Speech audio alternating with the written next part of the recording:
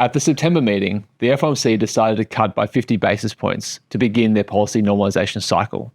The committee projects another 50 basis points of cuts to end 2024 over 2 meetings, a further 100 basis points of cuts in 2025, then a final 50 basis points in 2026, leaving the Fed funds rate at 2.9%, which is also the committee's upwardly revised longer-run estimate of neutral.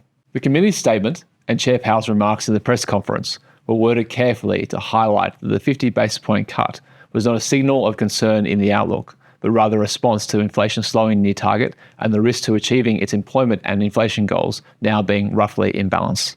The revised forecasts provided by the FOMC members also speak to confidence in the economy. Annual GDP growth is forecast to be 2% in 2024 to 2027, above their longer-run estimate of trend growth of 1.8%. The unemployment rate is consequently forecast to peak at only 4.4% in 2024 and then drift down to 4.2% through 2026 and 2027, where the unemployment rate is today.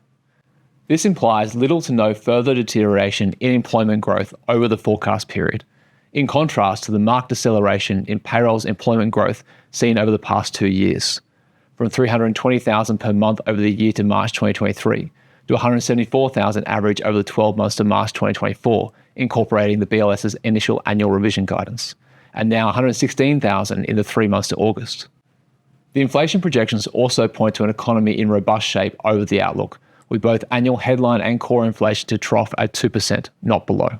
It is worth emphasising, however, while the ranges for the activity and price forecasts are narrow, the committee's views on the Fed funds rate at end 2025, 2026 and 27 are broad. Whereas the vast majority of the committee see the Fed funds rate only 25 to 50 basis points below the current level by end 2024, the December projections for 2025 through 2027 are spread across a 150 basis point range.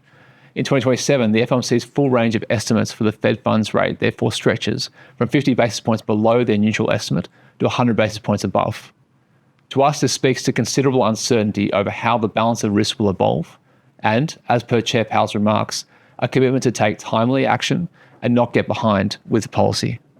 The FOMC regard the stance of policy as still materially above neutral and expect to return near it in time. How quickly they do so will be determined by incoming data and the perceived balance of risks. To us, there is reason to be wary over a further deterioration in conditions and associated risks. We expect lower GDP growth in 2025 and 2026 of 1.8% and 1.7% versus the FOMC's 2%. Westpac also expects a greater degree of weakness in the labour market, with the unemployment rate to rise to 4.7% in 2025 and hold there.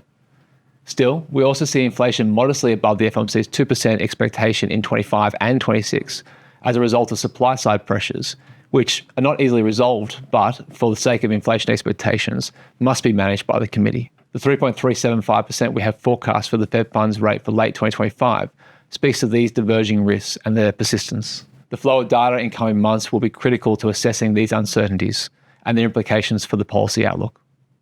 We'll see you next time.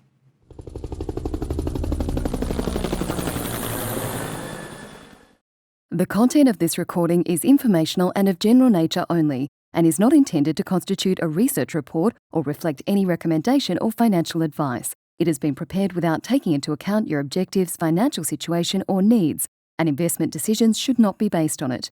You should obtain your own independent advice before proceeding with any investment decision. Whilst every effort has been taken to ensure that the contents are correct and any opinions, forecasts, conclusions are reasonably held based on information at the date of recording, Westpac does not make any representation or warranty as to the accuracy or completeness of the statements or information contained in this recording, and any liability therefore is expressly disclaimed to the extent permitted by law. None of the material included in this recording should be copied, published or reproduced in whole or in part without the prior written permission of Westpac.